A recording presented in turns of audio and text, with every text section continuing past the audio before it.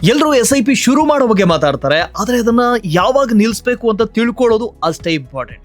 ಇದರಿಂದ ನೀವು ಕೇವಲ ಒಬ್ಬ ಬೈ ಅಂಡ್ ಫಾರ್ಗೆಟ್ ಒಬ್ಬ ಸಾಮಾನ್ಯ ಇನ್ವೆಸ್ಟರ್ ಅಲ್ಲ, ಬದಲಾಗಿ ಒಬ್ಬ ಸ್ಮಾರ್ಟ್ ಇನ್ವೆಸ್ಟರ್ ಅನ್ನೋದನ್ನ ತೋರಿಸುತ್ತೆ. ಯಾಕೆ ಅಂದ್ರೆ SIPಗಳು ಯಾವಾಗಲೂ ಒಂದು ಫಿನಾನ್ಷಿಯಲ್ ಗೋಲ್ನ ಆಧರಿಸಿಕೊಂಡಿರುತ್ತೆ. ಉದಾಹರಣೆಗೆ ರಿಟೈರ್ಮೆಂಟ್ ಆಗಿರ್ಬೋದು, ಮಕ್ಕಳ ಎಜುಕೇಶನ್ ಆಗಿರ್ಬೋದು, ಅಥವಾ ವೆಲ್ತ್ ಕ್ರಿಯೇಷನ್ ಆಗಿರ್ಬೋದು. ಹಾಗಾಗಿ SIP ನಿಲ್ಲಿಸೋದಕ್ಕೆ ಕಾರಣವು ನಿಮ್ಮ ಗೋಲ್ಗೆ ಸಂಬಂಧಿಸಿದ್ದಾಗಿರಬೇಕು. ಸೊ SIP ನಿಲ್ಲಿಸೋದಕ್ಕೆ ಈ 3 ಕಾರಣಗಳು ಇರಬಹುದು. ಮೊದಲನೇದು, ನಿಮ್ಮ ಫಿನಾನ್ಷಿಯಲ್ ಗೋಲ್ ಅಚೀವ್ ಆಗಿದ್ರೆ. ಫಾರ್ ಎಕ್ಸಾಂಪಲ್, ಒಂದು 15 ವರ್ಷದಲ್ಲಿ 50 ಲಕ್ಷ ಮಾಡೋದು ನಿಮ್ಮ ಗುರಿ ಆಗಿತ್ತು ಅಂತ ಅಂದ್ಕೊಳ್ಳಿ. ಆ ಗುರಿ ಈಗಾಗಲೇ ಅಚೀವ್ ಆಗಿದ್ರೆ ನಿಮ್ಮ SIP ಅನ್ನ ನೀವು ನಿಲ್ಲಿಸಬಹುದು. ಎರಡನೇದು, ನಿರಂತರವಾಗಿ ಅಂಡರ್ ಪರ್ಫಾರ್ಮೆನ್ಸ್ ಇದ್ರೆ, 1 ಅಥವಾ 2 ವರ್ಷ ಫಂಡ್ ಕಮ್ಮಿ ಪರ್ಫಾರ್ಮ್ ಮಾಡೋದು ಅಥವಾ ನಿರೀಕ್ಷೆಯಷ್ಟು ಪರ್ಫಾರ್ಮ್ ಮಾಡದೇ ಇರೋದು ಅದು ಕಾಮನ್.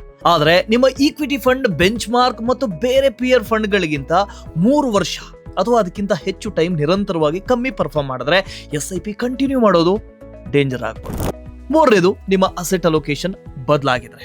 ಉದಾಹರಣೆಗೆ, ನಿಮ್ಮ ಈಕ್ವಿಟಿ ಡೆಟ್ ರೇಷಿಯೋ 70:30 ಇತ್ತು ಅನ್ಕೊಳ್ಳಿ, ಆದ್ರೆ ಈಗ ಅದು 90:10 ಆಗ್ಬಿಟ್ಟಿದೆ. ಇದು ನಿಮ್ಮ ರಿಸ್ಕ್ ಟಾಲರೆನ್ಸ್ಗೆ ಹೊಂದಿಕೆ ಆಗದೇ ಇರಬಹುದು.